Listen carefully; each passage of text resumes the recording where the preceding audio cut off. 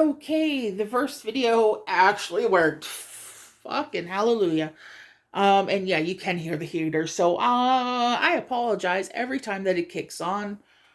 Hopefully the volume isn't, too loud.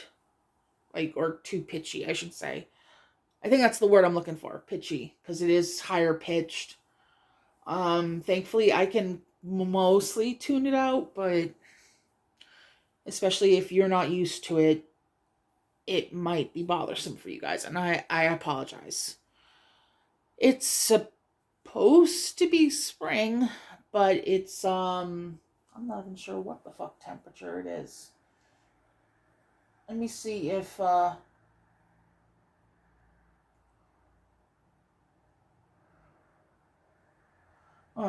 it's not showing me on my tablet, so give me just a moment. I'm going to bother Grandpa in 3, 2, 1. Hey Google, what's the current temperature?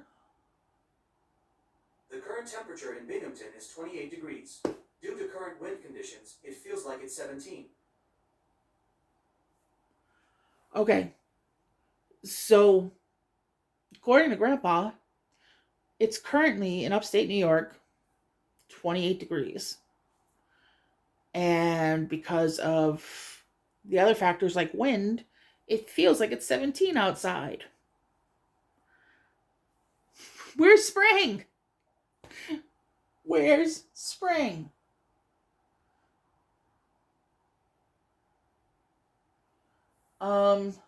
Sorry, I have some messages that I've been missing because of my update video.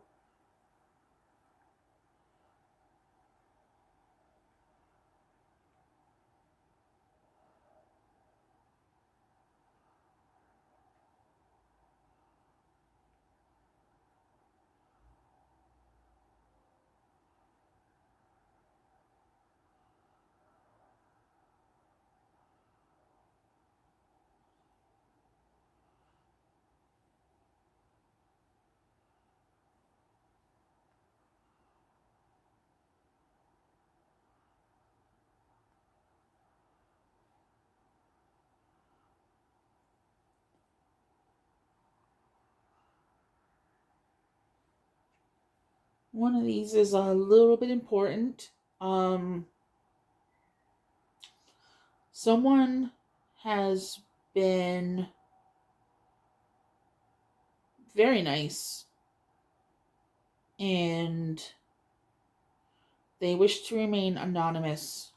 So I'm going to respect that, but somebody reached out and offered and is getting me a necklace to have a bit of Tom in. So eventually you guys will see that, and I will do an official thank you to the anonymous person then. But apparently the charm that we kind of found to go additionally with it, it's supposed to be a its own pendant, but the idea is to kind of have it as an additional charm, will be arriving tomorrow. So they were letting me know. And I definitely don't want to be rude to someone who's being so amazing and nice. So I do apologize to you guys for that pause there. Eventually I'll actually learn things like editing, and I won't have the dead hair, but or I could have just hit the fucking pause button, Dessa. I apologize because as I just tried to, I believe I might have said in my update video that I've been more scattered than normal, even above and beyond my medicated ADHD, just because of apparently it's part of grieving for autistic people, which is actually going to be what we're going to discuss in this video. Um, I'm still trying to think of the title. Uh, let's talk about what grief is like for neurodivergent people. That's going to be a mouthful for a title, but I think that'll get y'all's attention. So, um, I think that's what I'm going to work with. So, I don't, of course, have a pen anywhere around here. So, I'm going to send an email to myself.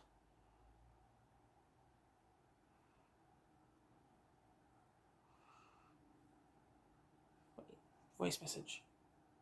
No, let me. Oh, I can't use voice typing? Fuck.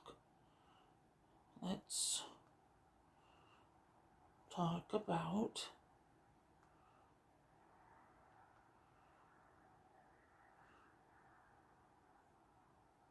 grief and the neurodivergent. Grief and the neurodivergent. That's better.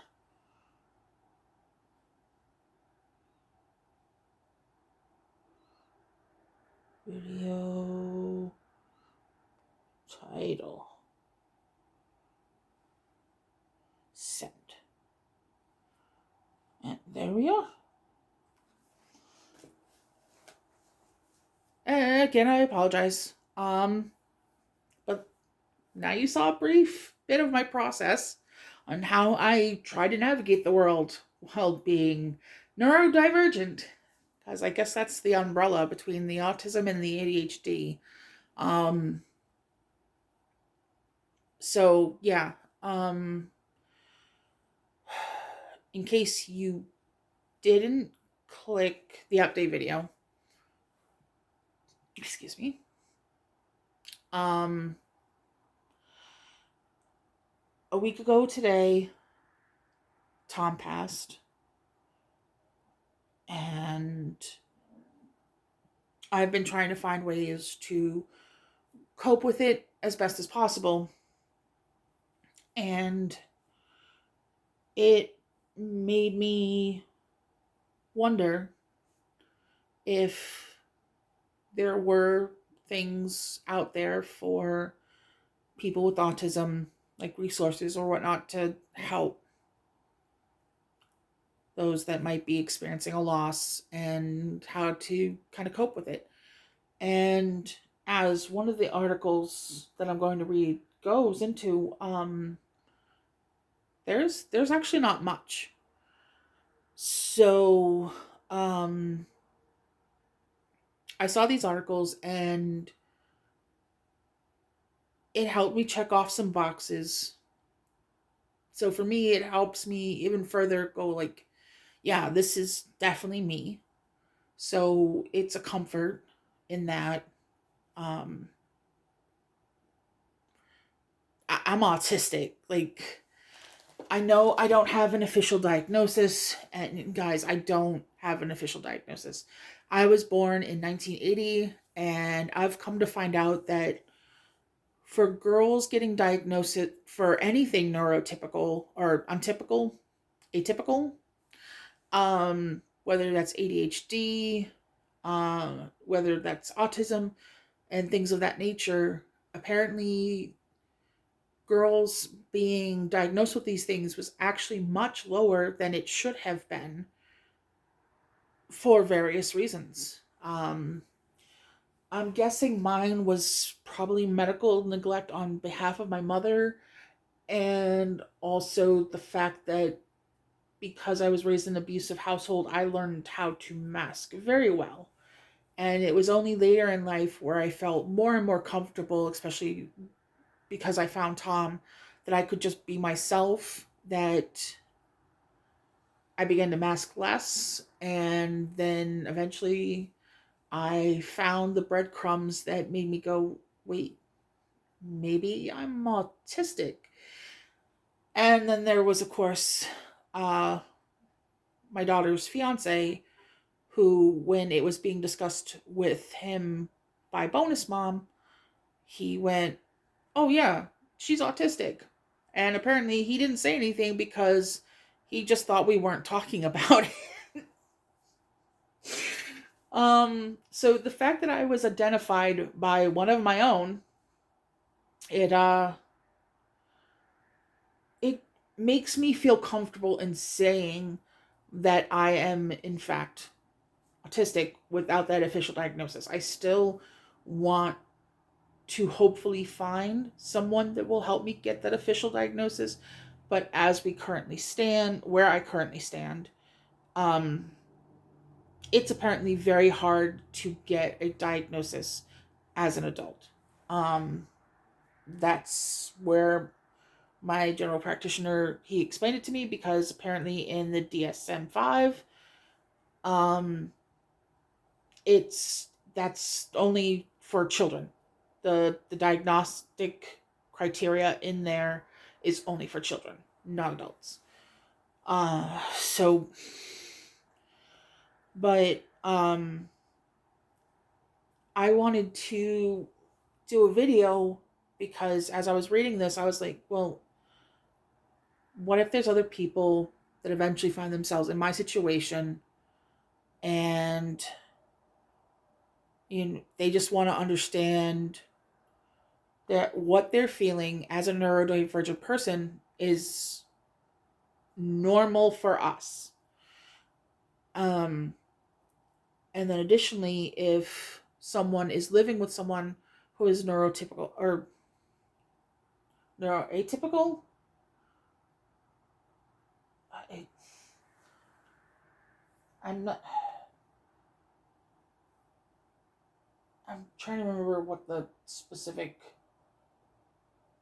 Because now I'm doubting myself. Hold on.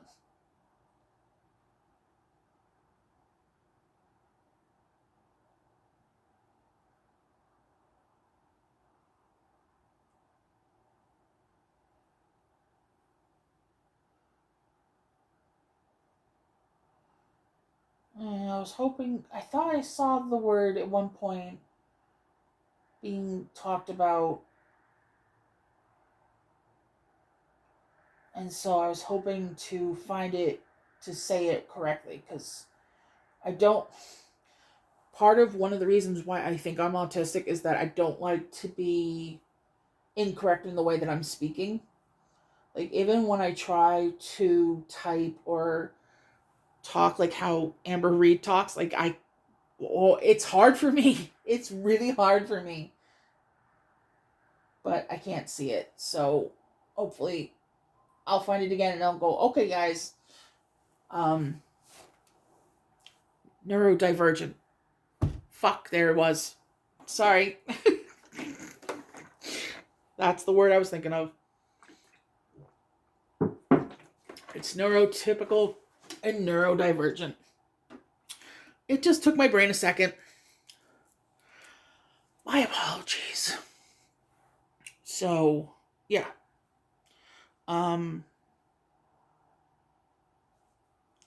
that's a long story short of a long story made long, I guess, of me just trying to explain the hows and whys of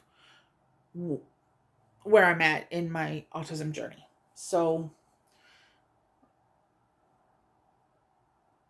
if you have someone in your life that is neurodivergent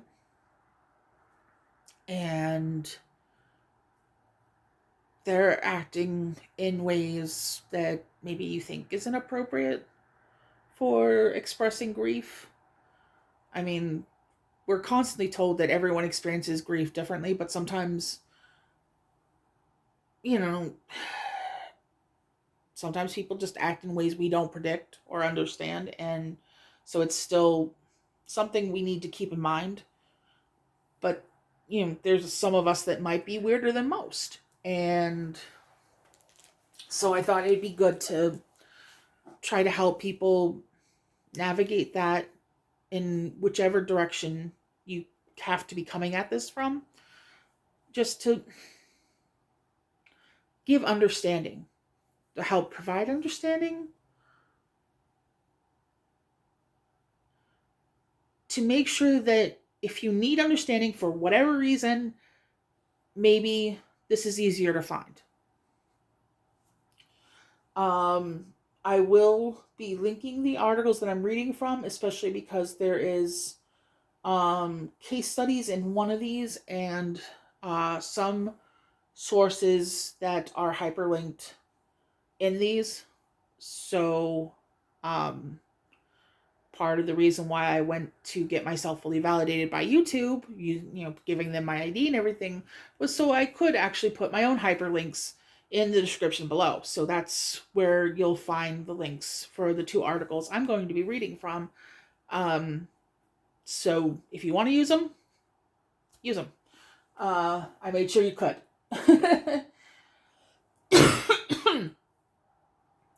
So the first article I will be reading from is from autism.org.uk, or the National Autistic Society, and it's in their advice and guidance section for bereavement, a guide for professionals. And that's sort of how they start the article. Bereavement, a guide for professionals. Is this an article?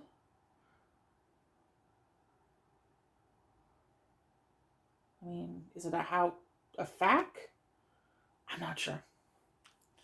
It's the page that I found, guys. Bereavement, a guide for professionals. There is limited research, information, or guidance about what bereavement and grief is like for autistic. I said artistic, didn't I? I'm artistic. I'm also acoustic. Fuck.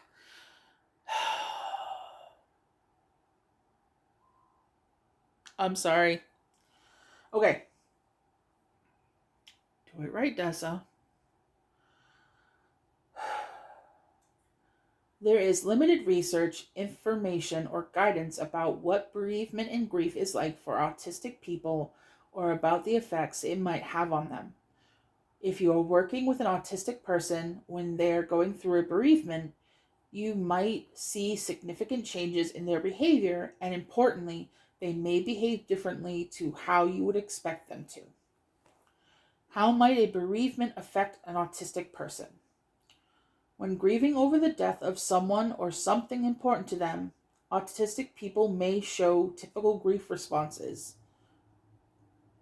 I'm going to read over that section again in a moment because it continues on, but something I tried to cover yesterday, but unfortunately the sound didn't work, is that I appreciate that the article says the death or of someone or something important to them. Because for me, I have found that grieving for my pets has been pretty much just as traumatic as losing, like, Tom. I mean, obviously, I don't love my cats the same way that I love Tom, but it's akin to losing family members. I kind of, I mean, I have a biological daughter, but my boys are like my sons. And I keep looking because I specifically see Rumble. Rumble. He's sitting on the chair that's with my laptop. It's a bigger cushion chair. Muffin. He just came out of the bedroom stretching and yawning. So somebody was taking a nap. But see, I am very attached to my animals. Like, I'm still so upset that I don't get to see my therapist anymore. I still need to find a new one, but my previous therapist was so amazing. She actually wrote me prescriptions for my cats. When I first started apartment hunting, some time ago before we got into here, because we were on a wait list for this place. But she did. She wrote down their names as my prescription name, and that I take them to treat my anxiety.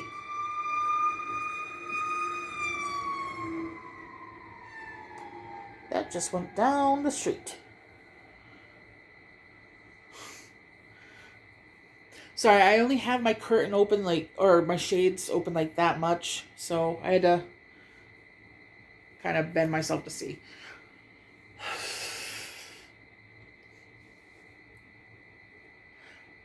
I'm 20 minutes in. I'm not starting this over. So,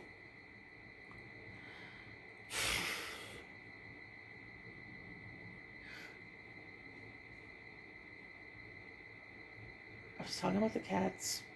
Right, the prescription. So, I take them to treat my anxiety and depression. They're basically living fonts of serotonin.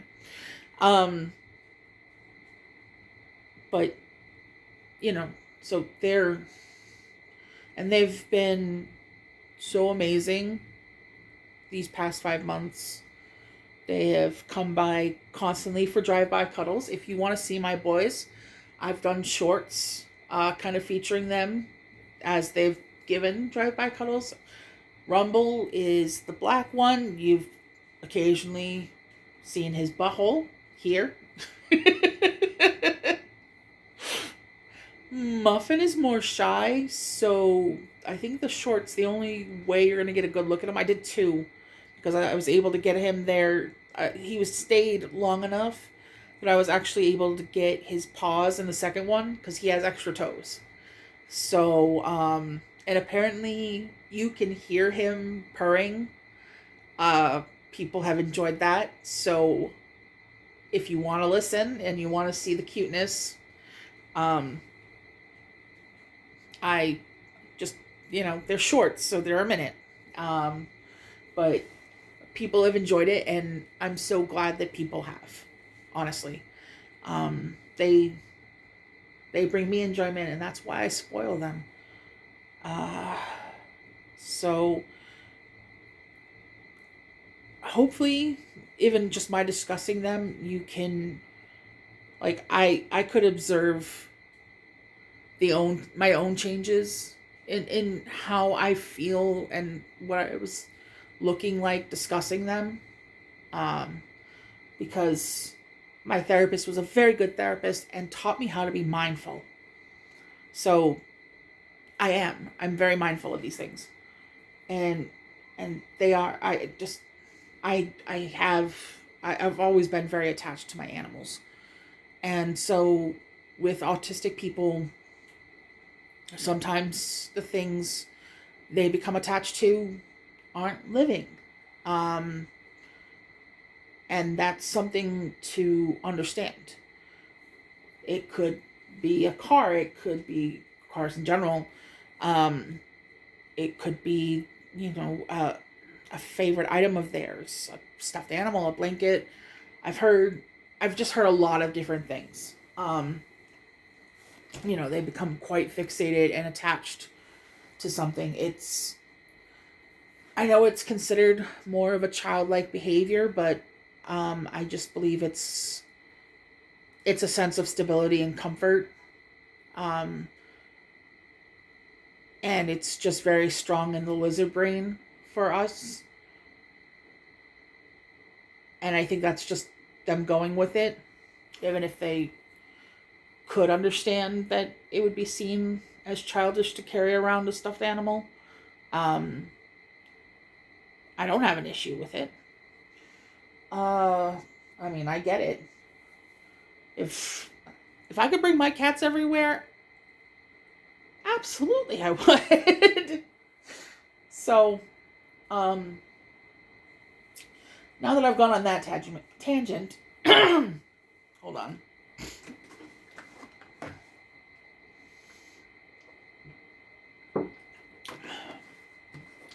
definitely going to have to mix up some more drink before I go into the bedroom again. Okay. How might a bereavement affect an autistic person? Ugh, my neck is tense. When grieving over the death of someone or something important to them, autistic people may show typical grief responses, such as anger, increased restlessness, changes to their sleeping and eating patterns. So much for all of these. An increased dependence on others, a loss of previously displayed skills and confidence. They may also show other feelings or responses, such as a failure to grieve or delayed grief, aggressive behavior, and excitement. Right now, for me, especially the aggressive behavior, I've definitely noticed that this has been happening for me more. Anyone that has been paying attention to me in other people's streams, oh my god, you'd think I was drunk because like I keep challenging Amberlynn to creator clash, whatever the next creator clash is, whenever it is. I mean, like I think she's such a horrid, horrible person that I want to fight her so bad. And I want it to be nice and legal where I can potentially win money. And hell, I apparently get some training. So, I'd be taking that chance to work on some muscle. So all I see is benefits. And I'm like, I use caps when I'm talking about it too. And it's just like, because it is. I see how horrible she is in like a video. And I'm like, oh, fight me! It's so fucking dumb.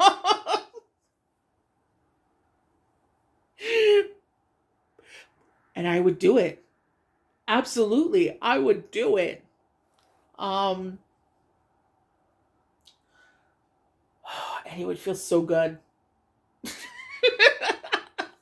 And that laugh just cracked my back. Wow. So yeah, that's not normally how I am. I mean, I do kind of rage about Amber, but not necessarily to this extreme a level. This is a little bit new. What muffin? I heard you.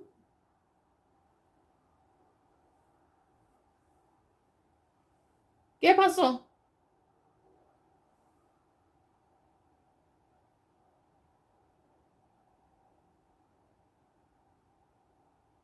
Where are you?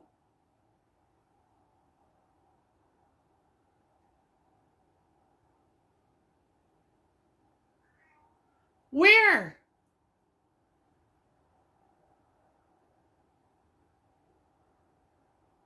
Ragamuffin.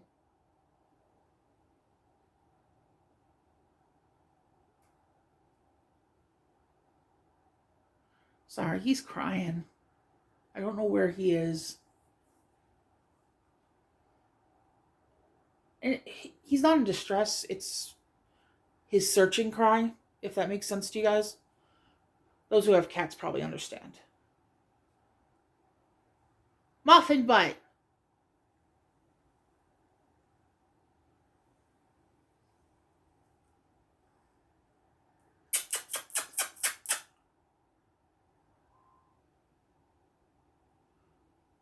I'm sorry.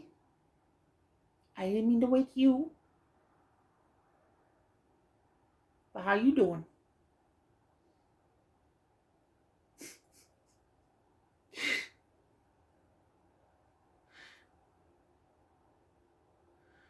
I got stared at for a moment and then a slow blink and head turn.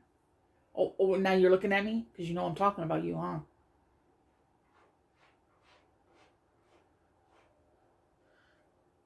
Oh, now he's using one of the litter boxes. Maybe he was looking to see if Rumble was going to come after him if he started using the shitter. Sometimes Rumble does that. He was checking if the coast was clear. Okay, I'm sorry.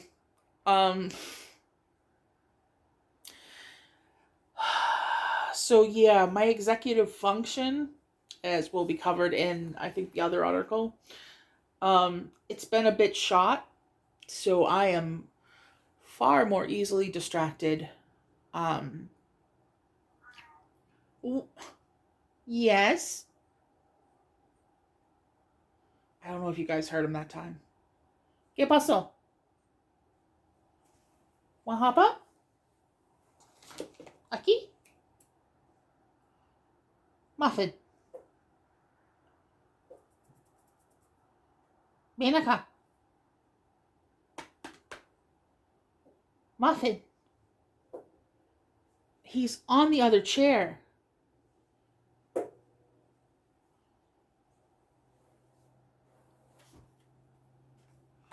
You want to go in the box? Okay. What are you doing, monkey? Come on. You want to hop up? Muffin. Ah. That was a shitty attempt. I'm talking about my noise, not him. Muffin. No? Okay. I apologize. But he's also an old man, so I want to make sure that if he actually wanted me, that he got my attention.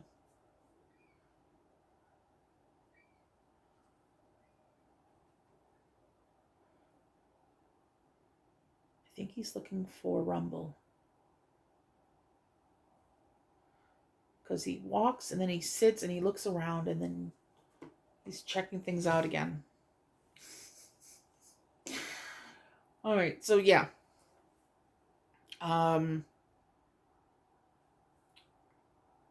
I've felt more lost. Sometimes things don't feel necessarily real when it comes to the fact that Tom is gone. Oh, he found something to play with.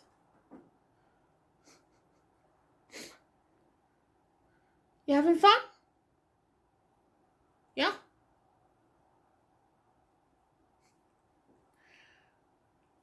But sometimes it doesn't. And I'll see something and I'll want to share it with him, but I can't. I mean, technically, I could send it to his G chat, but he's not gonna see it. And I'm just not delusional. I of all the times I wish I was. Okay. Autistic people may find it difficult to express their own feelings around bereavement. They may struggle to understand the concept of death and loss and how they are supposed to behave when someone dies. For some autistic people, the death of someone or something close to them may be overwhelming. Their grief will need to be recognized and understood. They will need time and space to express their feelings. There are just times I can't seem to find the words. And I will say that. I know I've said it on videos and stuff when I've tried to even express my gratitude for the number of subscribers I have. And I do. I appreciate every single one of you. I appreciate every thumbs up that I get. I appreciate every comment that I get. But necessarily trying to find the right words doesn't always happen. But it does. It means so very much to me to have that interaction more than potentially, trying to actually make something of my channel monetarily. And I'm not gonna mince words about it because I'm gonna kind of need to do that, but I'm always going to be honest with you guys. You can just expect that. But um, even if I can't necessarily find the words to explain things to you guys at times, I will do my best. Even when I'm trying to describe ingredients in a freaking perfume sample, that reminds me. Um, you might want to turn on your volume or mute me for a moment. I'll go like this when it's ready to but I gotta talk to Grandpa. So 3, 2, 1. Hey Google, send me a reminder in 1 hour. Okay, today at 7:43 p.m. What's the title? Cancel my Scentbird. Okay, I'll remind you today at 7:43 p.m. Not that I want to cancel it, but um, I can't be spending almost $40 on there. Not every month, not right now. Um,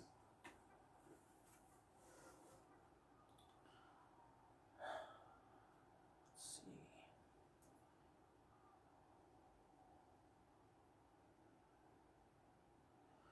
Be aware that when an autistic person is experiencing grief, their autistic traits may become more apparent. This is something autistic people highlight in their personal accounts of going through a bereavement. Autistic people's personal accounts of bereavement and the grieving process suggest they may react differently to non-autistic people. Autistic people have said that they have, or said, autistic people have said that they may have difficulty being able to connect with their emotions, may or may not cry or show emotions, might show a delayed or extreme emotional response, might experience an increase in their artistic traits like sensory differences, meltdowns, and shutdowns, might find it harder to organize, plan, and concentrate on tasks. These skills are also known as executive functioning. I was just talking about that. May have difficulty understanding what to do in social situations such as hospital visits and funerals. How can I help? And this is again why I thought it was important to get into this. There is limited research, information, or guidance on the most effective approaches to help autistic people deal with their death and bereavement, but there are things you can do to help. And hold on just 1 second, because I keep getting a bunch of notifications. Oh, 16 candles on my wish list for movies anywhere for $5, and I'm broke. All right. There is limited research, information, or guidance on the most effective approaches to help autistic people deal with their death and bereavement, but there are things you can do to help. Autistic people need to be included in rituals and routines around bereavement. Autistic people should be supported to understand, express, and cope with grief. Talking therapies may be helpful for some autistic people dealing with grief. Talk to the autistic person about what they are going through and help prepare them for what might happen.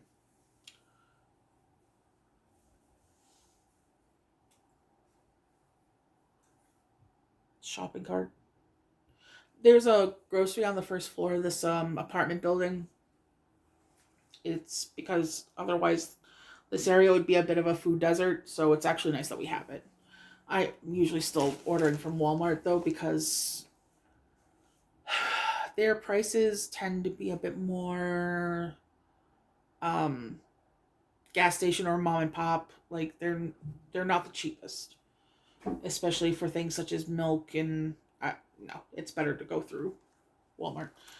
Um, if you are working with an autistic person who is experiencing bereavement, you can help them in the following ways.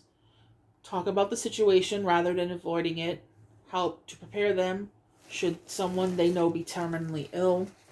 Be simple, direct, and unambiguous, and use unambiguous language, avoiding euphemisms that might be taken literally, i.e., don't say that someone has gone to a better place or gone to sleep rather than they have died.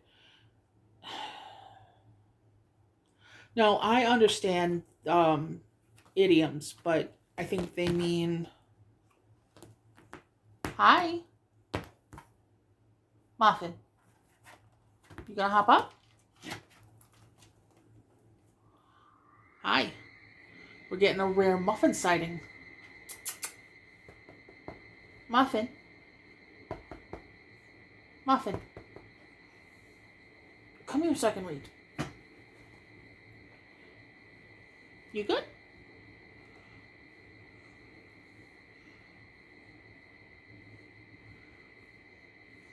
You good?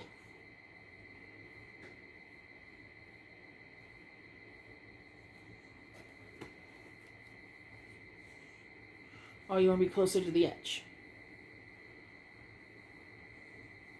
Oh, so you can look out the window. I see. Okay. Right. So, I understand things like certain idioms and stuff like that, but even sometimes I will take things more literally. So I understand what they're trying to say here.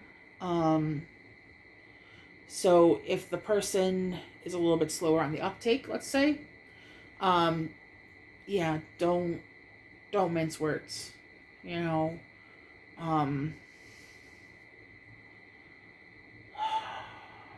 I'd almost say be careful about talking about heaven and things like that, because if they're really, really attached to someone or something and they think maybe self-checkout will help them get... Oh, what you looking for?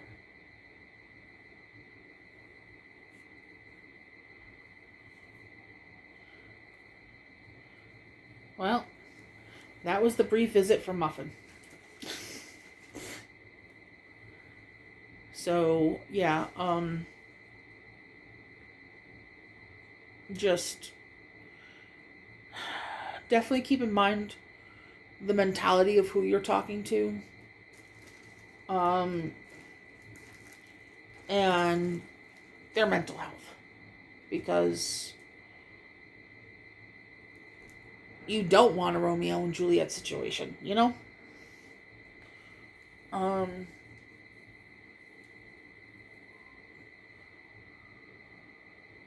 Tailor the information to their needs and level of understanding. Recognize that everyone expresses grief differently. Autistic people will need support to express their grief in a way that is right for them. Explain that they may see family members acting unusually.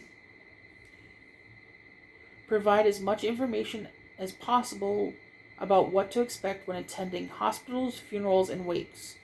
Suggest to the autistic person or their family, if appropriate and possible, that an advance visit to the place where the funeral or wake will take place might be helpful. They could visit the venue's website and look at pictures of them. I thought this bit of information would be especially helpful because upon thinking about it, it made absolute sense to me. In the past, there have been times where I've felt overstimulated, even though I didn't necessarily understand what that meant at the time. And so, I have something that I call the bubble tent that I do here. Sometimes it's for my migraines, other times it's just because I kind of want to block everything out. That's how I would previously explain it, because I didn't know to call it overstimulated. And that's where I take a dark colored sheet, because I have plenty. I have a lot of royal blue sheets because it's kind of my favorite color. And so I'll take a fitted sheet, and I have these little clips that I have super glued to the top of a box fan. They're normally, you'll stick them to the wall so you can display like little photographs, um, or use them to hang like fairy lights, light things. So I put a bunch of those on the box fan to secure the fitted sheet, and then you turn on the fan and you kind of go underneath it. I have it on the side of my bed, so when you turn on the fan, it shapes like a bubble and bubble tent. Uh, Simplistic in the naming. It just takes a little bit to explain. um, so, like, if we were to have, the ceremony like in the community room that's in the apartments here, that would potentially be ideal for me if I needed to just get away from everything. Unfortunately, we're not doing it like that. But we are doing a service at Tom is going to be interned with his grandfather next Saturday morning. And apparently it has to be in the morning because they charge extra in the afternoon. Holy shit. All the fucking charges that happen when somebody dies. It's crazy. Transporting the body to a place, even if it's just getting cremated, the process of cremation, thankfully Social Security, they're covering the cremation. But I think Mom has to still pay $2,000 to get him interned. I think that's the right word. With his grandfather. Basically, they're gonna at least partially dig up his grandfather so he can be with him.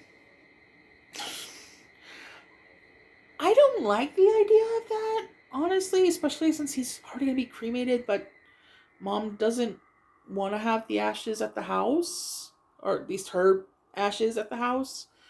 And so I respect that, but like I'm gonna be happy having him here with me. My part anyway. Um, but afterwards, there's going to be a kind of like lunch thing for everyone to go to, and someone has been nice enough to help make sure that the hall was rented, and they're going to make lasagna because that was basically Tom's penultimate food. Secondary is sausages, and I think Mom wants to make sure that plenty of those are brought. Um, and we had a nice laugh in the car talking about it because um, Tom really, like, he would just buy sausage links. Sweet was his favorite, but he also liked hot. When I would make my Irish soup, which eventually I'll do for you guys, um, he liked when I did both, used both sweet and hot, because he likes some heat with his food. And I like some heat. But I would also add butter to when I serve myself. Well, I say butter, but it's basically the country crock with calcium and vitamin D. I'd add some of that to my bowl before I put the broth and stuff in because it helped mellow it out enough. And it also made the broth taste more rich. So I liked that. Um, but yeah, so, you know, she wants to bring a bunch of sausages and possibly onions and peppers and stuff to just have alongside the lasagna. I think there's going to be salad and stuff like that. So if I want to get away from people, I'm not going to be able to necessarily do that unless I ask mom for the keys to her car. And then I'm going to make sure that I bring like my tablet and my phone, so, and my earbuds, so I can pop one in and listen to music or something.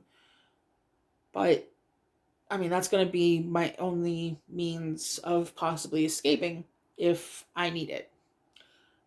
And sometimes when there's a lot of people, and especially since, there's going to be probably a lot of talk about Tom because he's going to be the star of the day.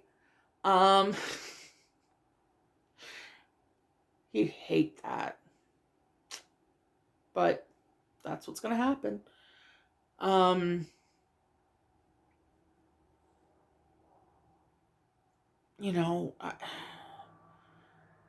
I have to, I like that I at least have the thought in my mind of a battle plan in case of. And so,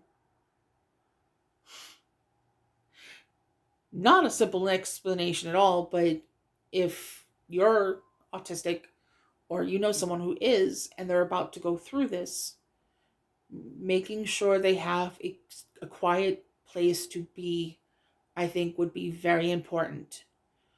Um because this might become too overwhelming at a point, and they need that breath.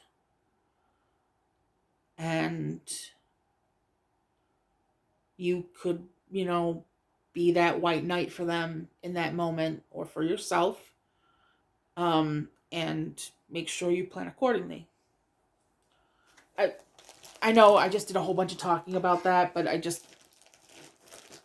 what is,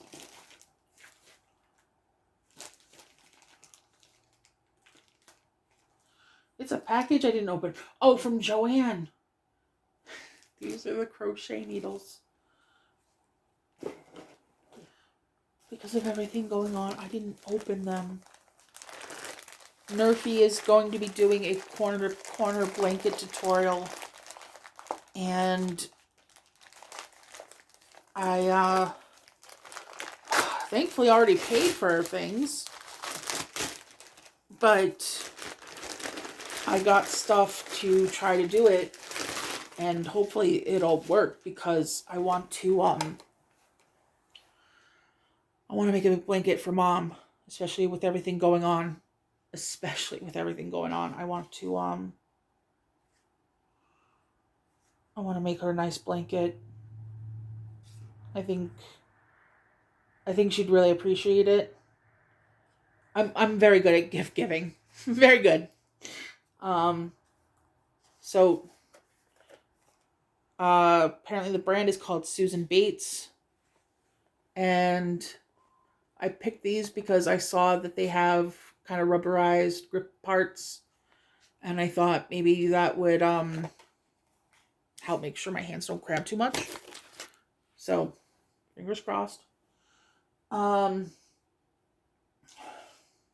Sorry about, I just heard the crinkling under my feet. I had moved my coat because I'm barefoot, and I have this big wool coat.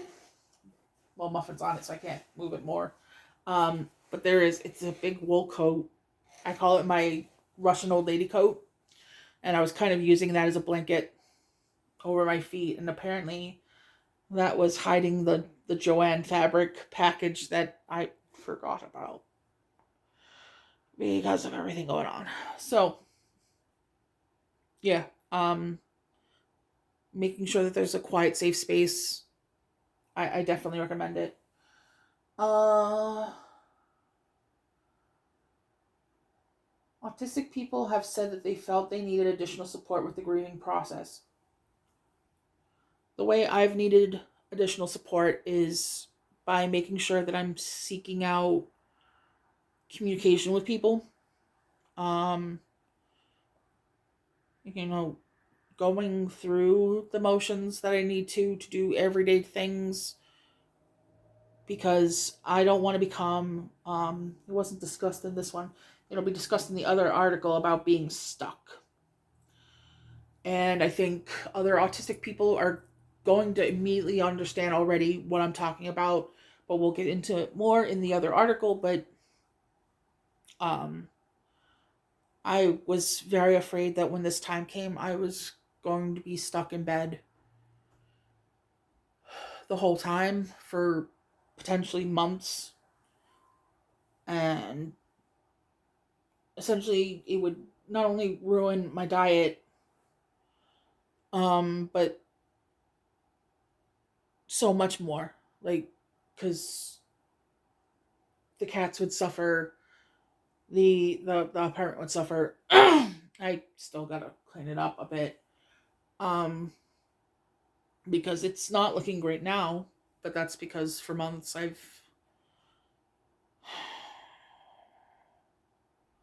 essentially been in limbo, like the Catholic idea of limbo. It's not a good place. It's not a good place. Um, it's not been a good place. So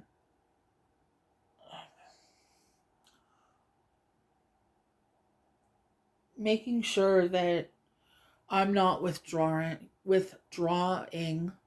socially and stuff like that is better for me to do. So I have made it a point to not do that.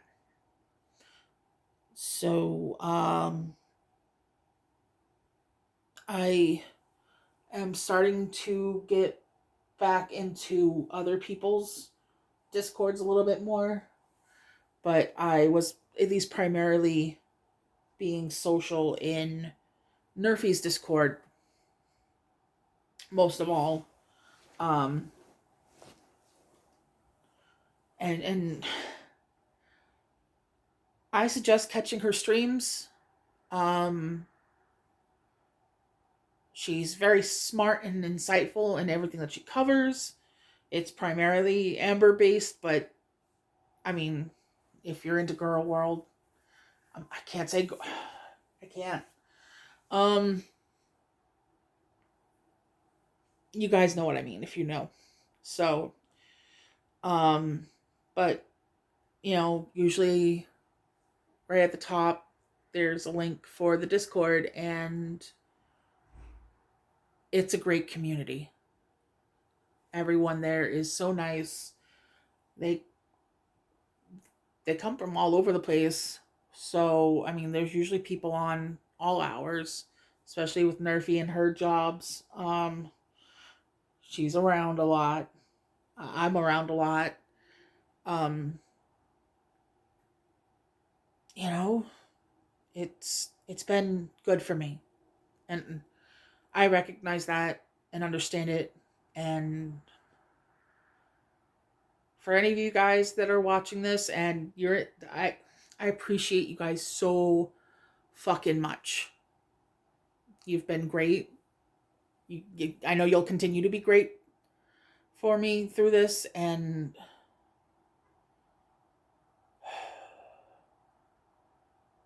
someday I'm gonna find a way to appropriately thank people. Whether that's sending gifts or I don't know, but I'll figure it out. And apparently I had mail behind me. Uh my couch has kind of become a dumping spot for certain things. It's a lot of clutter. It's not like food waste and stuff like that. It's just clutter. So as soon as I actually get my ass in gear, it'll be better. It's just clutter. Um, there are many types of counseling and therapy, including cognitive behavioral therapy, which has been shown to be effective for some autistic people. All talking therapies should be adapted to be effective for autistic people. And that's almost the last bit to this one article. Um, there are some useful links and online sources below that. Like I said, they're hyperlinked.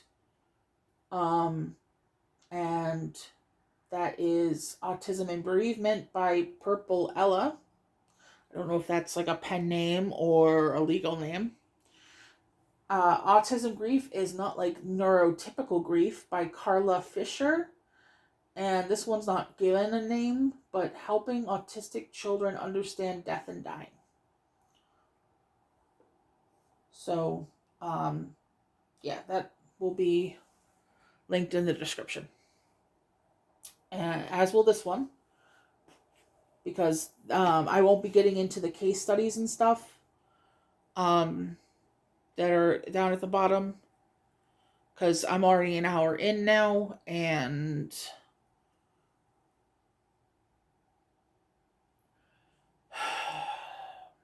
my throat's a bit dry, just because of everything, and I'm almost out of drink. This will be polished off in the next sip.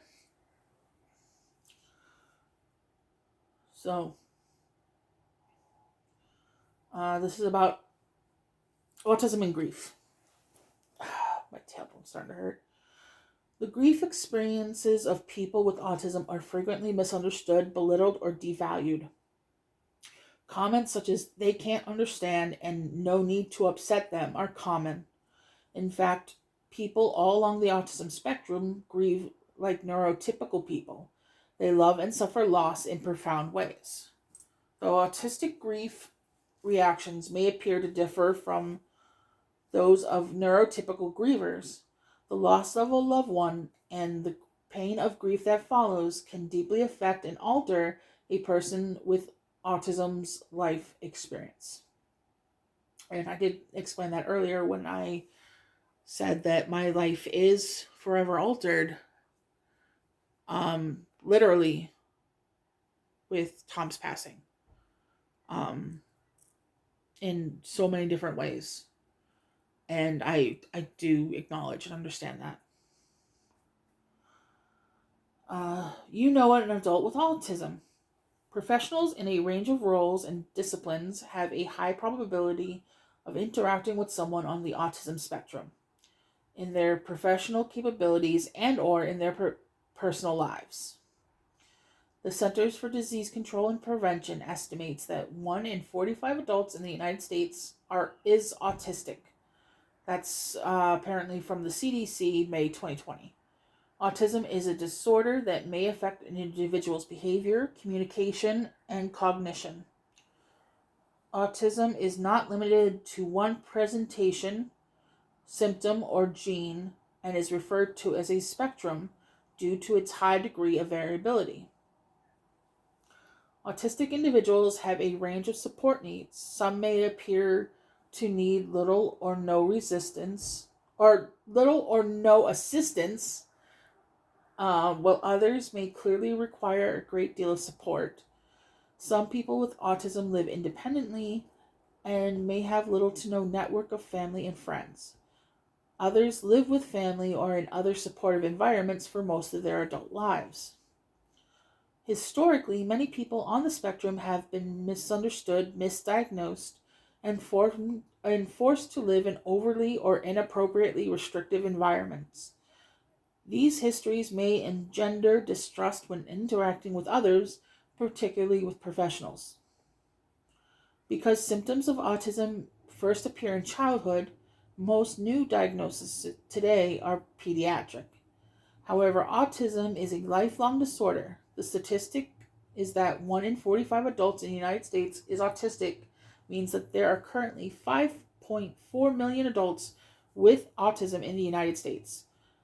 But this was provided by the CDC in May of 2020.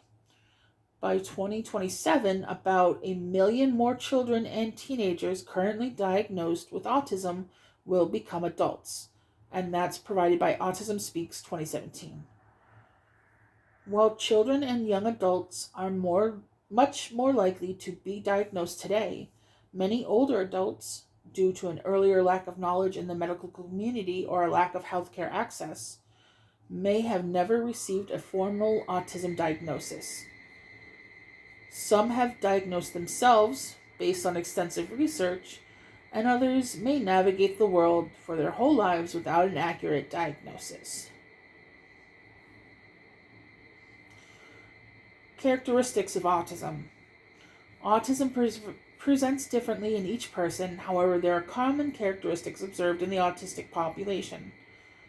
Finding it hard to understand what people or what others are thinking or feeling. Becoming very anxious about social situations. Finding it challenging to make and keep friends. Seeming blunt, rude, or not interested in others, even when this is not the intention. Not the intention. Finding it hard to identify or communicate feelings. Interpreting language very literally. For example, not understanding sarcasm or idioms like break a leg. I don't always have this particular type of moment, but I have had it. More recently, with the urn that I found that I want for Tom's ashes, at least my portion of Tom's ashes.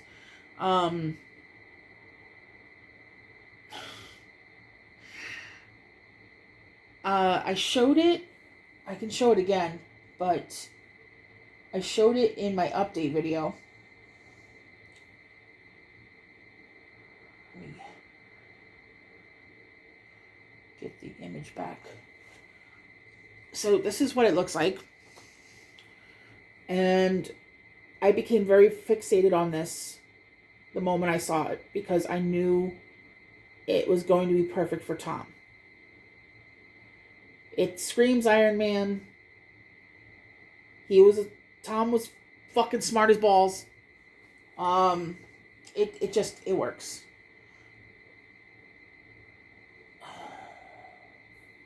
He'd love it. So while I was discussing that with her, she saw that there was the option to get it engraved. And so she was asking me about that, and I was like, well, it's almost an extra $50 to do that. So I'm not sure that you'd want to go through that. And so she asked me again, are you sure? And to explain the thought process in this moment, I'm thinking about basically the whole day I've been spending previously trying to look for urns. Because I wanted to find something that was just going to be Tom in urn form. I ended up even finding this weird gaudy one that I shared with her, not for Tom. It wasn't a suggestion for Tom, but it looked like the urn was like covered in super glue and then rolled in a jewelry box. Let me see if I can actually find, I know it's in our chat, our Facebook Messenger chat. So I just gotta find it.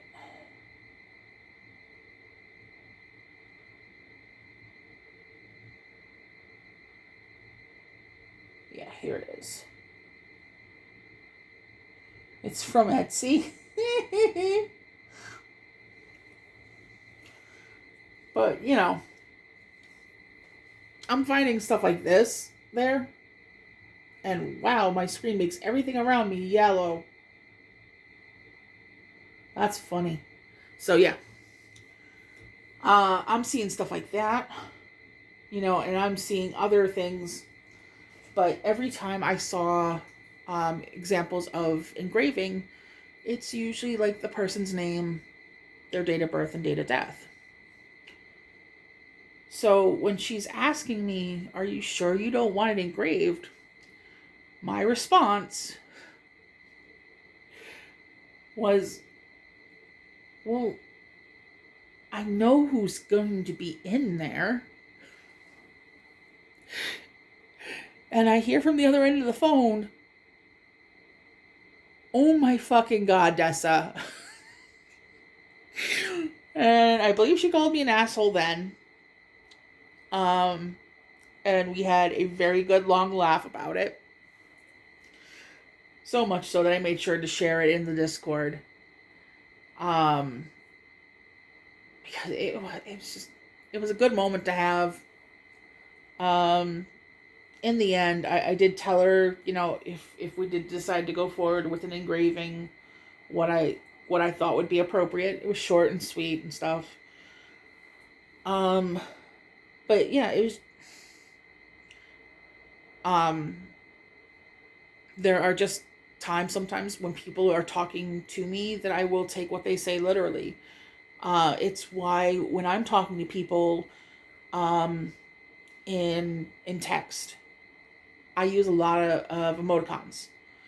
Uh, if you've interacted with me through text, you've seen it. But it's my attempt to reduce people misunderstanding me, because I found previously, before um I realized that I might be autistic, that I had that problem. That I had the problem of being misunderstood a lot when I typed. And so I found that using emoticons helped reduce that chance. And I always ask people that if they need clarification on something, be sure to ask me, instead of just, fucking flying off the handle about it, because I might have just said something dumb. It probably wasn't actually dumb, but it got misinterpreted, so it's dumb in that fashion. Hopefully that's understandable. So um, I guess the point I'm trying to make here is that people taking things literally, apparently as an autism trait, is basically confirmed. So you have to be careful when you're doing things like that. And if you say something and they're looking at you like they're trying to gauge if you're being serious or not, let them know. Uh, Following the same routine every day and becoming anxious if it changes. Yes, but I also at the same time know and acknowledge that I need a routine. Right now, my routine is not a routine. It is just kind of existing. My sleep schedule has been fucked. My I'm eating whenever, which is not good. Um, it's Yeah, I gotta do better about it. Uh, and that should be starting next week. Uh, so if we're doing the big luncheon next Saturday, right? Let me check the calendar. Oh no, it'd be 2 weeks from now. So yeah, I'm gonna get back on the. I'm gonna try to get back on the wagon starting.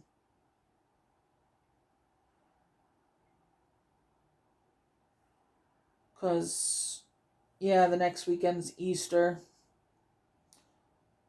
and I guess I'll have a cheat day around Easter, and then I'll also have a cheat day for Tom. But I'll also try to be mindful of what I'm eating and drinking. So, uh, I think we definitely function better. I do function better when I have a routine. I've had them in the past, and it definitely worked better for me. And I need to get back on one. Hopefully soon.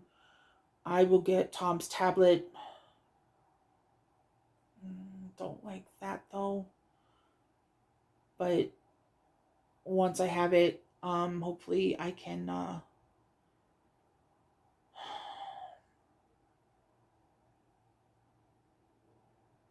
sorry.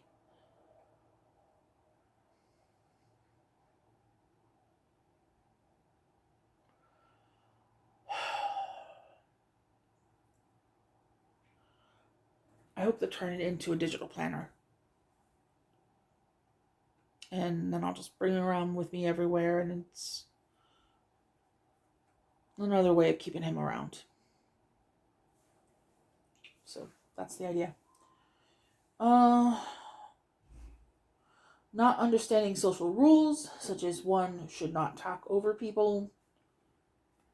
Um, Now I understand stuff like that, but I've heard that that is a thing.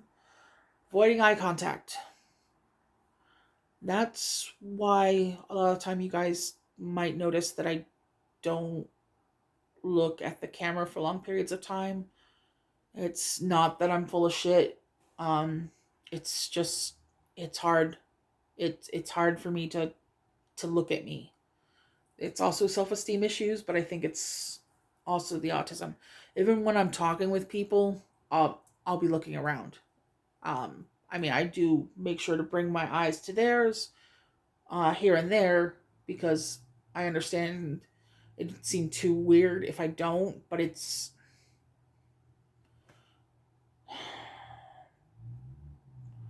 I don't know why it's difficult. It just is. Even with Tom, it was that way. So, invading the personal space of others or becoming very upset if someone touches them or invades their personal space. Uh, some of this is for me is also triggers from my abusive childhood, but absolutely this is a thing for me. Not so much invading people's personal space because I'm more hesitant because I sometimes don't understand like when people are crying around me, sometimes I'm not sure what to do. Like, mom, if you end up watching this, um sometimes when you're crying, that's where I get a little stuck. Like, I want to give you a hug, but sometimes I get hung up on not knowing if that's what I should be doing. Um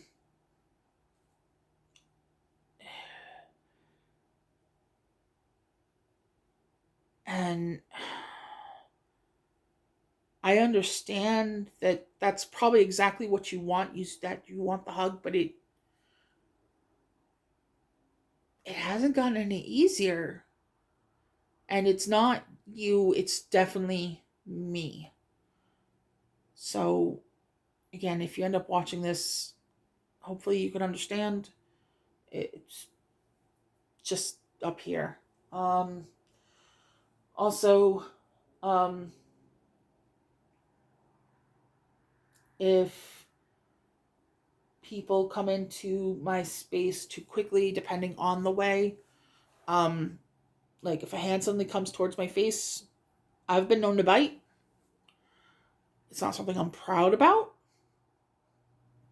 but it happens. It has happened. It even happened once to Tom. Um, the last time I kind of freaked out on him, and this was trauma plus the autism, I think, but I was attempting to try to do earbuds again. I wasn't doing earbuds for the longest time because I I don't like not being able to hear my surroundings. But sometimes Tom doesn't want to hear the things I'm playing, like music wise or my videos or whatever. And so I was attempting to be considerate.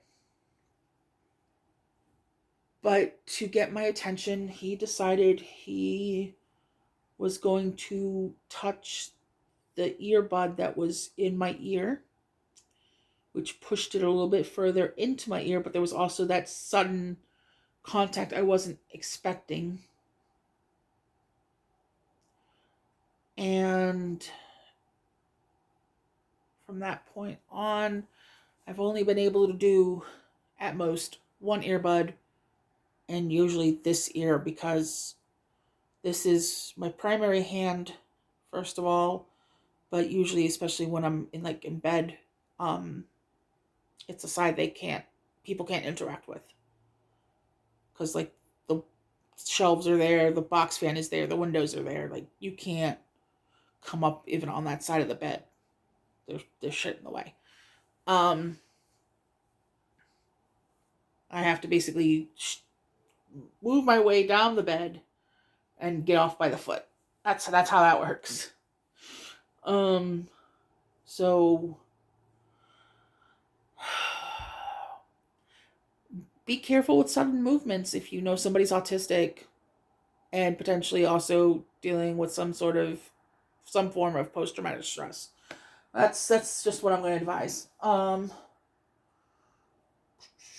Noticing small details, patterns, smells, or sounds that others do not.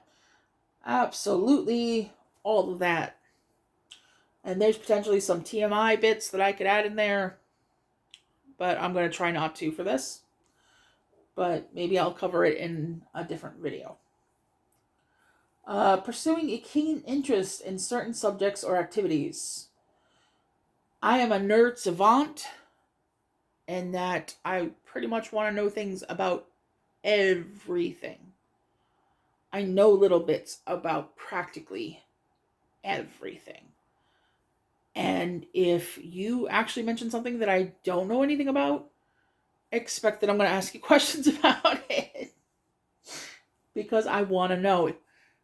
Ignorance might be bliss for some, but knowledge is power.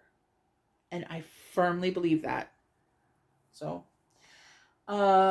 being logical thinkers, sometimes preferring to plan daily activities carefully before doing them. And all that was adapted from the UK National Health Service in 2019. All of the above characteristics and more can affect an autistic person's grief experience and responses. Although the individual's ability to perceive or express emotions may differ from that of a neurotypical person, all individuals on the spectrum feel, and some may be able to discern their emotions. One challenge that can arise in social interactions when a neurotypical person's perception that an autistic person's emotional expression is mismatched to the situation. Such an unexpected response can lead to a misperception that the person lacks empathy, when it simply may be the individual's unique emotional reaction. To neurotypicals, this apparent mismatch may be especially noticeable in grief reactions. And there's times I've actually been very concerned about this. That, the fact that I crack jokes a lot. The more upset that I am, the more jokes you tend to get. And I know some of them are morbid as fuck. I already shared it with Diana, and I'm surprised she actually didn't hit my arm. But I told her that after I get Tom's ashes, I wanted to pose in a picture with him saying how proud I was that he finally reached his weight loss goals. And she called me an asshole. We were in her car. It was yesterday. And I said, yeah, but he'd agree with me. And, he'd be laughing about it. And she's like, yeah, I can hear him laughing right now. And,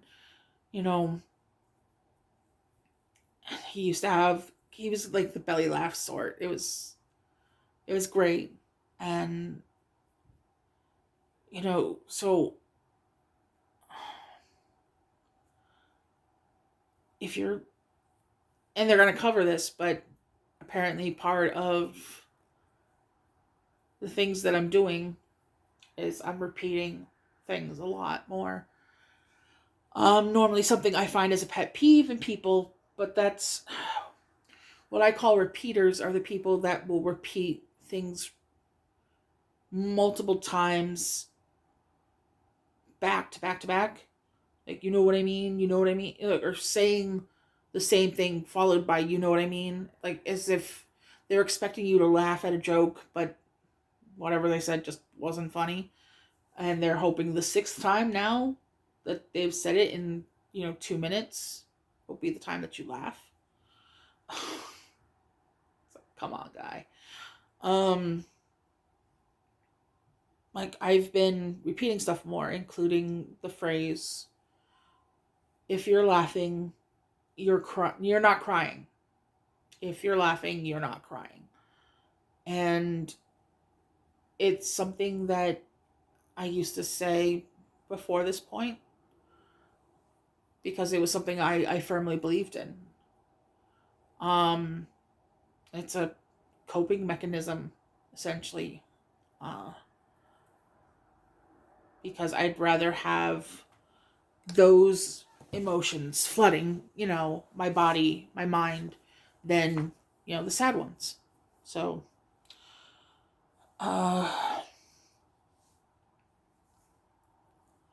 grief reactions in adults with autism. Grief may cause emotional, behavioral, physical, and cognitive responses in autistic adults that are similar to those seen in the neurotypical population. Responses to grief can be affected by one's understanding and ability to communicate.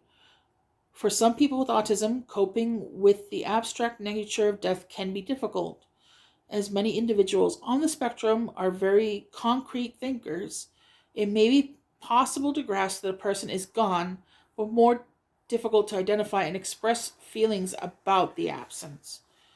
Some autistic adults may experience a delayed emotional reaction to loss. Grief for a person with autism may result in no outward change in behavior or a lack of affect can be characteristic of autism with or without a loss. In both autistic and neurotypical grievers, this response should not be mistaken for a lack of understanding or sadness. Regression, anxiety, and stress resulting in a feeling of disconnection from their own emotions and not feeling what they think others expect them to feel. Increased self-soothing behaviors, food refusal, sensory overload, loss of clarity in verbal communication, increased argumentativeness or oppositional speech, increased emotional outbursts, meltdowns or sustained crying, no crying, or general agitation. Rumination about a death or circumstances surrounding the death, causing the person to feel stuck. I find myself occasionally doing this with the time that Tom actually passed. I said this much more eloquently the first time around. Unfortunately, that video messed up because I apparently didn't record the sound right, and there was no sound. So, I believe he didn't suffer, but the fact that he was gasping for air, the fact that he was breathing the way that he was when taken off the respirator,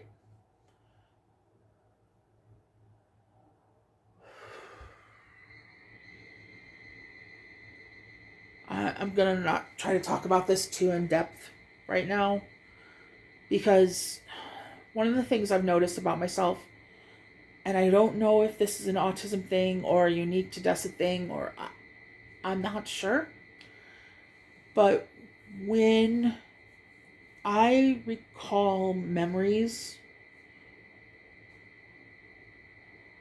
I can recall them in multiple layers.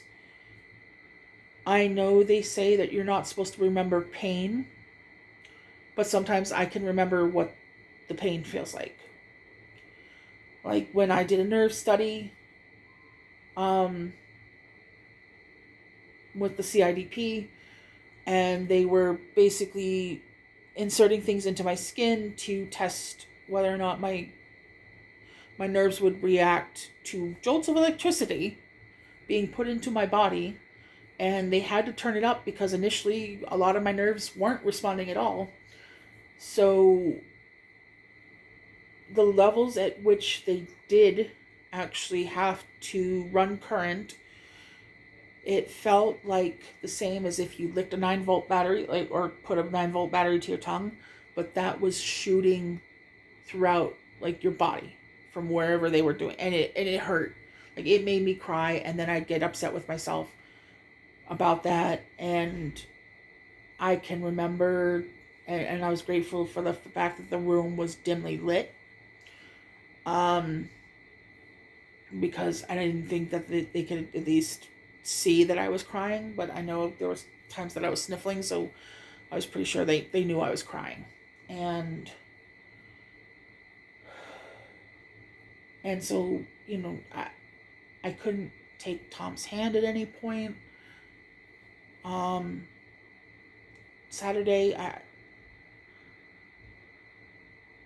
and I know that maybe that didn't make sense to Mom or Lissa or anyone else that was in that room at any point, but especially with my phobia of dying, and I didn't want to potentially feel his pulse as he faded.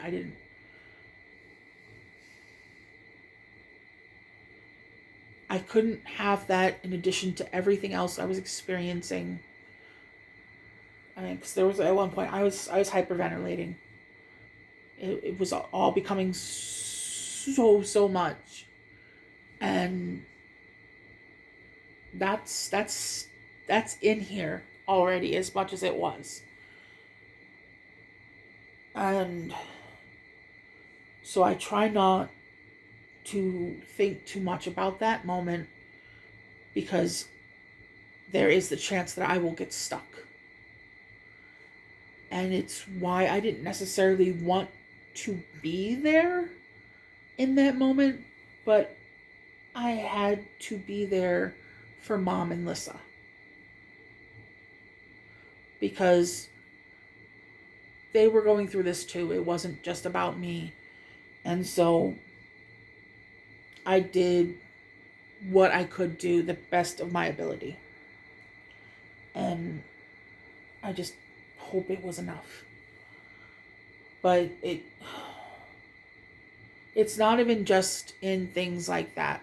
There are other times where I remember the shittier times of my childhood and stuff like that. I can become stuck. And if I allowed my depression to really take hold of me, and I just decided to lay in bed all day, every day, I could become stuck in that way too. It's not a good place to be in. And I didn't know that people with autism were more susceptible to it. That's why I say I don't know if the way I perceive my memories is a me thing, or if it's a autism thing. At this point, I wouldn't be surprised to find out if it was an autism thing. So,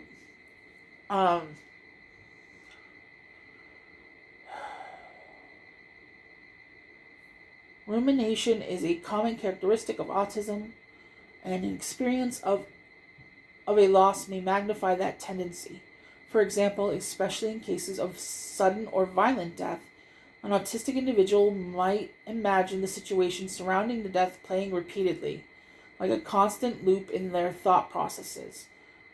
This is also not uncommon for traumatized neurotypical grievers. Increased echolalia, a term that describes echoing or repeating a word or phrase spoken by someone else. It's usually stuff spoken by me, but there's also times I've talked about things that Tom has said or done, so I think some of that might count. An inability to express, describe, or identify emotions, sometimes, but that's all the time sometimes, known as alexithymia. This condition is not confined to the autistic population, but is often experienced by those on the spectrum. Anxiety related to how to appropriately react to the death or the rituals surrounding death, such as, digging up someone already in the ground to put ashes with them. But yeah, it is totally a thing, but I don't understand it. So, you mean like that?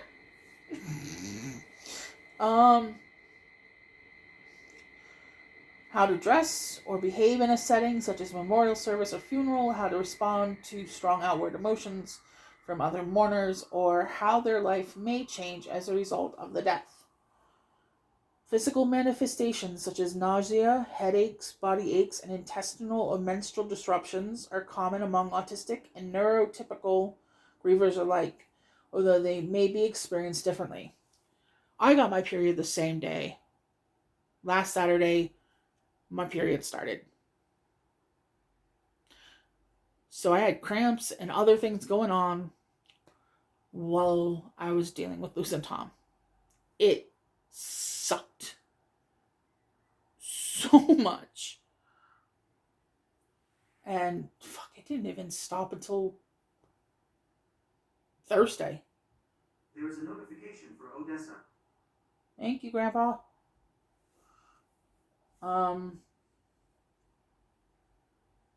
Oh yeah, by the way, my name is Odessa. Oh fuck, I haven't introduced myself in a while. Yeah, my name is Odessa. Welcome to Diary of a Recovering Fatty, who is also recovering from the loss of her partner, who she had been with since 1997, and we were teenagers when we met. So,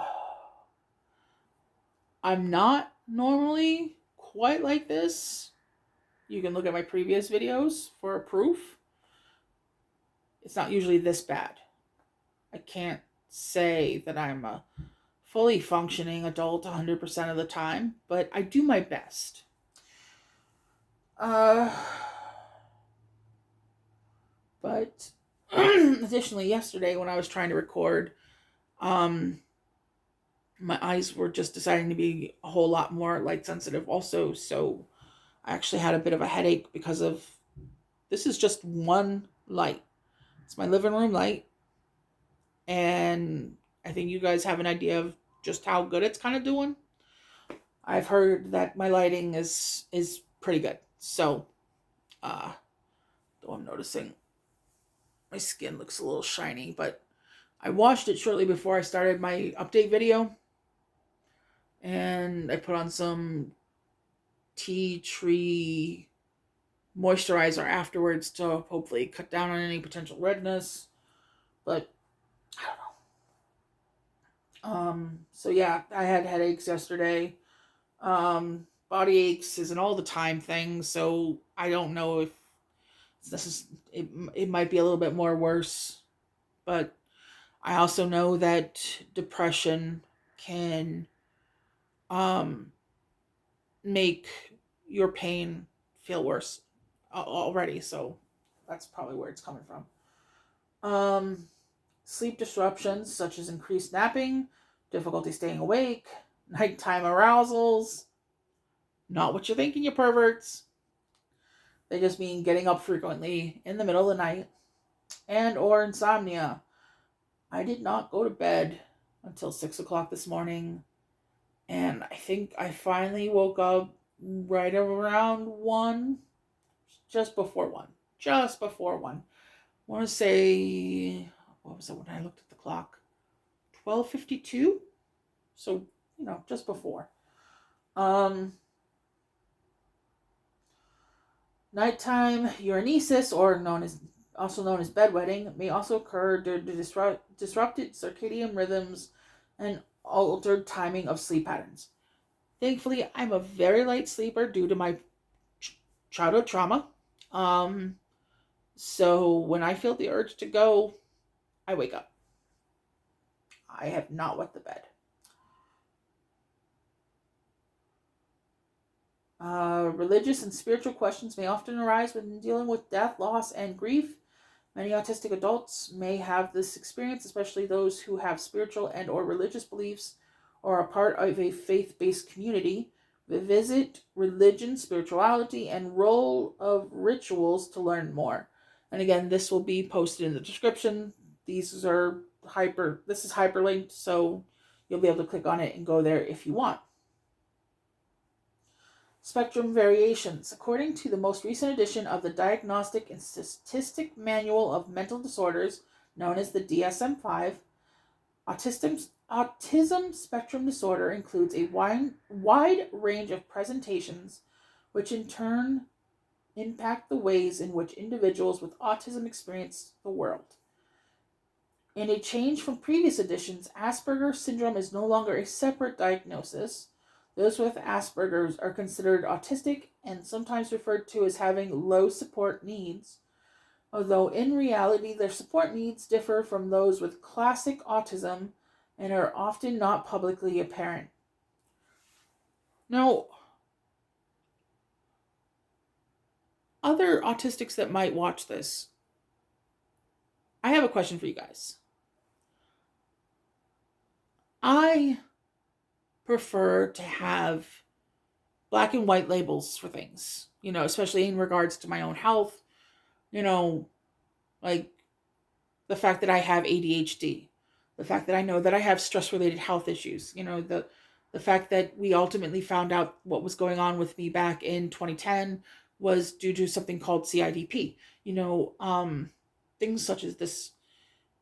When you guys are dealing with all these reclassifications and what's on the spectrum and what's separate, and are you guys getting annoyed by that? Because I would really love to know how I'm supposed to possibly refer to myself. Like, apparently, um what is it, uh high functioning, or uh being high on the spectrum isn't supposed to be how you're supposed to necessarily look at yourself anymore or use that terminology. It's supposed to be something else. I'm not sure what right now. Maybe it, well, uh what is it listed? Low support needs. um like, is this frustrating anyone else? Because I would just like to be able to say I am this, so then people can go, oh, okay, you know I just want to know if it's me or not. uh Due to the range of the autism spectrum, as well as each person's life experience, it can be helpful to remember the insight of Dr. Stephen Shore, an autistic professor of special education at Adelphi University. When you've met one person with autism, you've met one person with autism. Between 25 and 30% of people with autism are non speaking or minimally verbal, meaning they do not use spoken language to communicate. Apparently, this is cited by Tauger Flossberg, 2013. It is important to remember that these individuals do not necessarily have a cognitive impairment. Non speaking adults may use augmentative and alternative communications known as AEC systems. Picture and exchange communication systems known as PECS, adaptive technologies, or other tools to communicate. When meeting a grieving person with autism who is non speaking, always assume they understand you unless they indicate otherwise, and speak directly to them rather than others who may accompany them. About 40 to 50% of autistic individuals may have some degree of intellectual and developmental disability, also known as IDD, and this is apparently cited by Charman, 2011. Um, and I guess this would be accurate with me with the whole um, ADHD thing, but I also am convinced that I at least have a mild touch of alcohol fetal syndrome because my mom drank alcohol, smoked cigarettes, and smoked pot while she was pregnant with me. She has admitted to me as such. Um, so sometimes I wonder if that's where I got some of my issues. But I still want to make a t-shirt eventually that says autism is my mutant ability, because I really haven't seen it personally for me as a detriment. I know for some other people it actually is, but I don't, it might be a little too insensitive for others, but I don't know. for me, it's not a detriment. So I don't want to treat it as such, you know. And other people have liked the idea of that shirt too. So I think eventually I'm going to move on with it. But uh, why did you go down so much?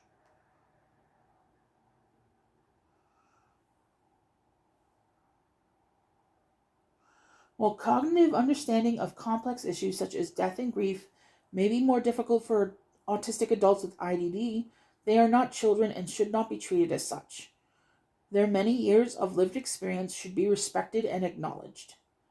Those who fit an Asperger profile may be referred to as requiring little support. However, their needs are not necessarily low, but rather different. They often are able to live independently, which may mean they have a small support network.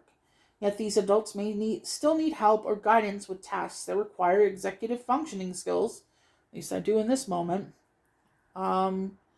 Those organizational skills which help people perform activities such as keeping up with a job, owning a car or home, paying bills, and maintaining mental and physical health. They sometimes experience minimal support in relationships as well, and as a result may end up alone. Adults who fit this profile have the highest rate of suicide in the autistic population. Not this one. They typically are very aware that they don't fit in, regularly experience negative social interactions, often have limited to no supports from others, and struggle in many areas of their lives. But the support I do have is so amazing. And especially in this last week,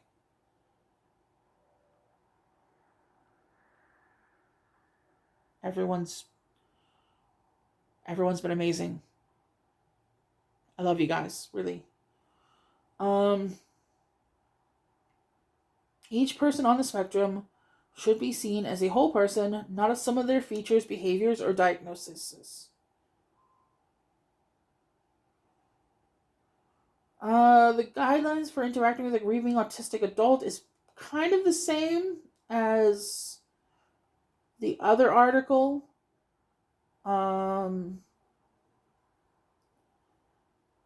So I'm not going to go over it again because this is going already, it's almost 2 hours. But they do word some of it differently.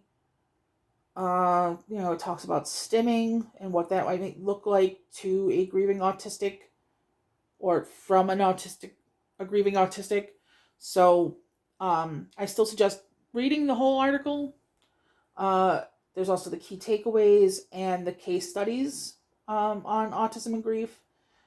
You can download them. Apparently, there's a link. This is also done by the Autism and Grief Project. It's an organization. So I'd like to think it's legit, but I mean, it's the internet, so there are some references that are hyperlinked as well. So if you want additional resources, there are some provided. And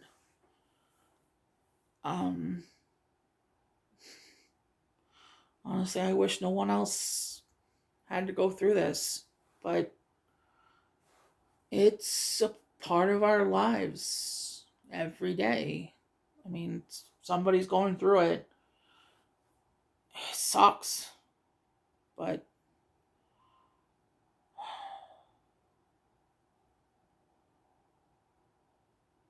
but you won't be alone.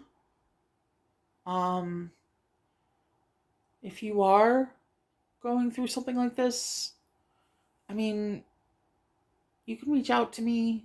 I at least have some of my other socials posted in my info. If you don't want to reach out to me in the comments, I'm the Decimator on Discord, especially if you're in like Nerfy's Discord. Um, you can find me there and send me a message through the DMs. I'll do what I can to help you, and other people in that community would too, honestly. Um,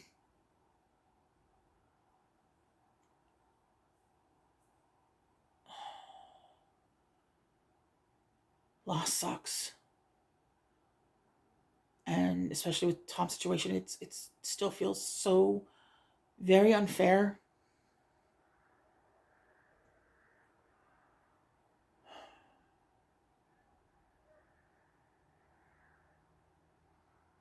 And honestly, I do. I hope I can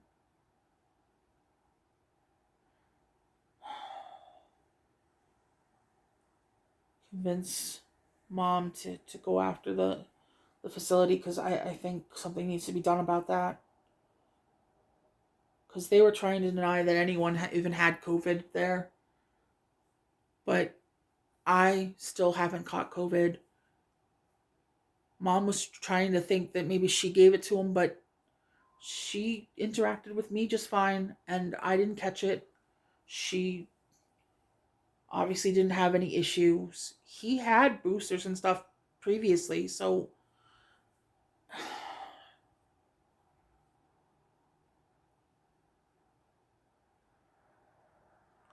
they fucked up.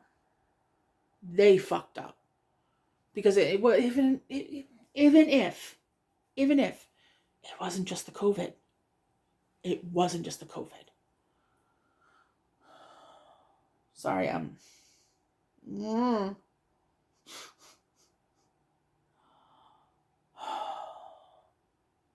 just a little upset still. No, more than a little. But I'm trying to push it down, you know? But um I hope that this video will give autistic people some insights into themselves, or if you know someone who's autistic, potentially give you insight into what they will potentially or are potentially dealing with in experiencing loss. Remember that again, um, for them, loss is not going to necessarily just mean people. It could also mean an item. It could mean a pet. It could, and death of a blanket could mean that their sister decided to cut it up, or it accidentally got burned in the dryer. I'm not sure. I'm just trying to give an example. So, um,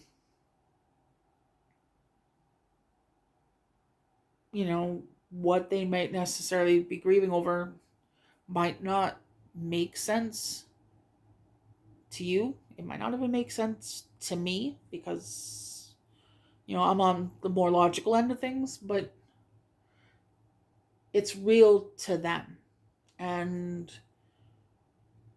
that is definitely important to take away from this, I think.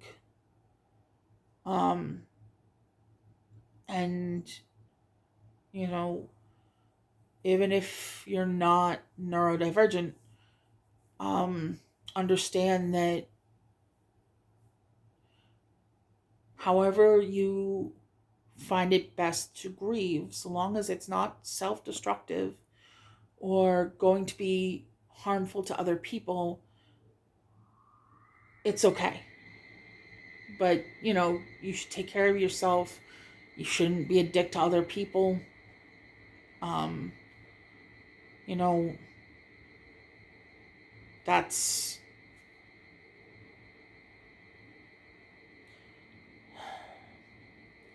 us losing something that means so much to us does not give us the excuse to be a dick.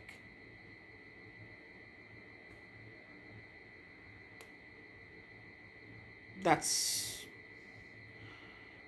always something to keep in mind.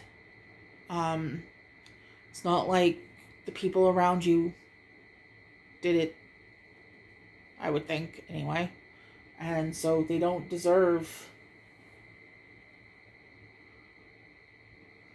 Oh, bonus mom just reached out to me. I'll get back to her in a moment because I'm wrapping this up. Sorry, her face popped up on my tablet because of Facebook Messenger. So, and I don't want to make her worry. So, um, yeah. Uh, be kind to people, just in general, especially during times like this when someone's grieving a loss. Um, be good to yourself, especially if you're going through this. Um, love one another because who knows what's going to happen. You know,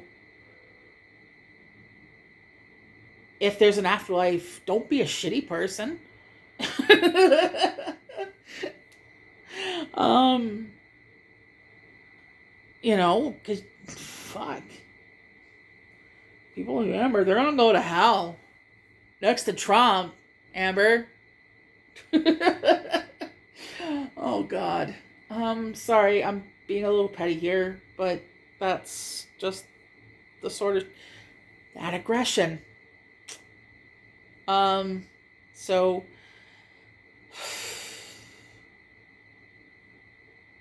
I said it in the update, but I'm gonna say it again. It's Saturday, now night. I hope people are keeping warm. I hope you're having a good weekend. I hope you have a good week. Next week, I guess, is Easter. So I hope you have some nice time with your family if you have some. Uh, I will be at least over there at some point to have dinner with Mom and Lissa. So, um, besides that, if you want a little bit of company, reach out. And, you know, I should be able to respond back. Even if it takes me a little bit first, depending on when you message. So, for those who celebrate, have a happy Easter. But I expect to put out a video before then. But just in case. And as always, I love you guys. Take care of yourselves. And we'll talk again soon.